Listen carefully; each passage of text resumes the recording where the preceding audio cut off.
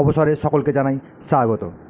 মিলাদুন নবী উপলক্ষে যে জুলুস কালকে বার করবে কিছু সংখ্যক মুসলিম, আমি এর পক্ষে বা বিপক্ষে নয়, তবে আমি যেটা দেখেছি নবী দিবস উপলক্ষে যে জুলুস বেরোয় অধিকাংশ লোক বেনামাজি।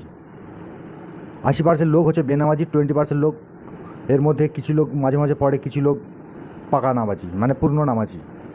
কিন্তু দেখা যাবে কালকে গুটকাখোর, বিড়িখোর, মদখোর, সুদখোর লোকেদের কাল আনাগোনা প্রচুর হবে রাস্তায়। তারা নবী প্রেমে একবারে উতলে উঠেছে দিল ভরে, তারা উজাড় করে দেবে।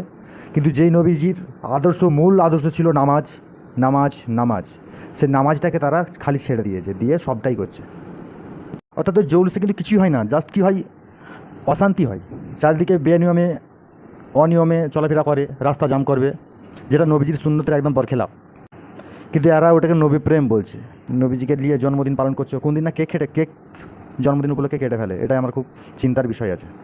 হয়তো সেই দিনটা না দেখতে হয় আমাদেরকে, এরা কোনো দিন জন্মদিন উপলক্ষে কেক কাটবে। ইসলামিক ধারণাতে কিছু নেই, পড়াশোনাও নেই, গুটকা করে বিড়ি করে আখলাখ নেই, জুলুসে বেরোবে কাল।